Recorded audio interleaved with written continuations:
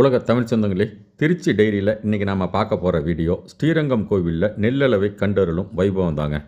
ஆண்டவன் எல்லோருக்கும் படியளக்கிறார்ங்கிற ஒரு பழமொழி இருக்குது. ஆனால் ஸ்ரீரங்கத்தில் நம்பெருமாள் நிஜமாகவே படியளக்கிறாருங்க. அதாவது வருஷத்தில் 7 தடவை, குறிப்பாக சித்திரை, வைகாசி, ஆவணி, ஐப்பசி, தை, மாசி மற்றும் பங்குனி என 7 மாதங்களில் இந்த நெல்லளவை கண்டருளும் வைபவம் அந்த விழாவில் 7ஆம் நாளான அன்று நடைபெறுங்க.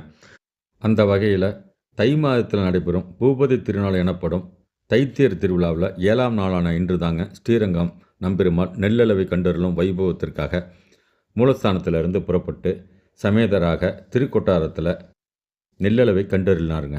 இந்த நெல்லளவையை கண்டருளும் வைபவத்தை நேரில் பார்த்தோம்னா விவசாயம் செழிக்கும், நாட்டில் உணவுப் பொருள் பஞ்சம் இருக்காது, தங்களுடைய இல்லங்களில் உணவு தட்டுப்பாடு நீங்கும் என்பது ஒரு ஐதீகம். அதனால் ஆயிரக்கணக்கான பக்தர்கள் ரெங்கா ரெங்கா ரெங்கா என பக்தி பரவசத்துடன் தரிசனம் செய்தாங்க. நம்பெருமாள் புறப்பாடு ஆரம்பிச்சிருச்சு. வாங்க நம்பெருமாளையும் நெல்லளவை கண்டருளும் வைபவத்தையும் தொடர்ந்து தரிசனம் செய்யலாம்.